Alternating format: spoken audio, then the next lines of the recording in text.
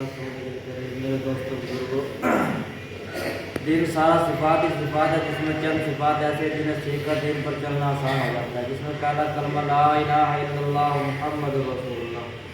کلمے کے معنی اللہ تعالیٰ کے سوا کوئی عبادت لائق نہیں، محمد صلی اللہ علیہ وسلم اللہ کے رسول ہیں۔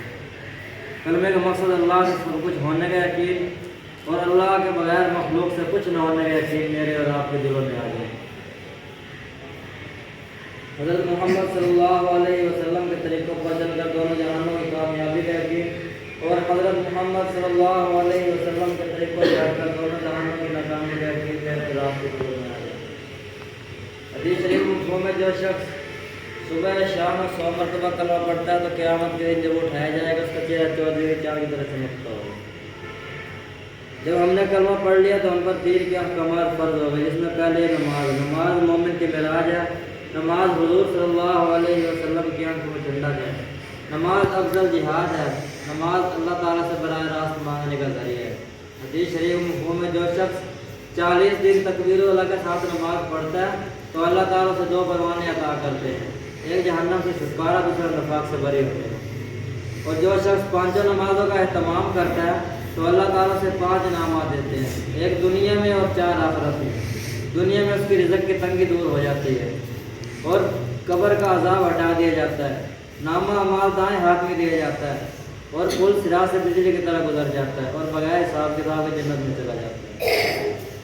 نماز کو صحیح کرنے کے لیے علم کی ضرورت ہے۔ ہر انسان پر علم اتنا جاننا فرض ہے کہ حلال حرام، پاک ناپاک، جائز ناجائز کا پتہ چل جائے کہ اس وقت میرے اللہ کا کیا حکم ہے اور حضرت محمد صلی اللہ علیہ وسلم کا کیا طریقہ ہے۔ حدیث شریف مفہوم میں جو شخص قرآن کی ایک آیت سیکھتا ہے تو اللہ تعالیٰ سے 100 رکعت نماز نفل ثواب عطا کرتے ہیں، اور جو شخص دین کا ایک باب سیکھتا ہے تو اللہ تعالیٰ سے 1000 رکعت نماز نفل ثواب عطا کرتے ہیں۔ علم کے ساتھ ذکر کرنے والا زندہ کی مثال ہے، ذکر نہ کرنے والا مردہ کی مثال ہے۔ ذکر کے 3 مسنون تسبیحات ہیں۔ تیسرا کلمہ درود شریف استغفار۔ جو آدمی 100 مرتبہ صبح شام پڑھتا ہے تو اللہ تعالیٰ کی ذاکرین میں شمار کر دیتے ہیں۔ جنت کے 8 دروازے ہیں خاص ذاکرین کے لیے، جو قیامت کے دن اپنا صراط جنت میں چلا جائے گا۔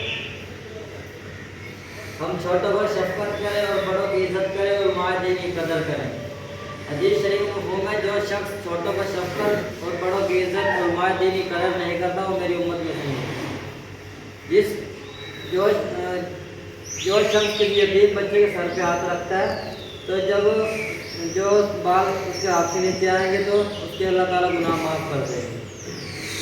ہم جو بھی کام کریں اللہ کی رضا کے لیے کریں، اس میں دکھلاوا ریاکاری نہ ہو۔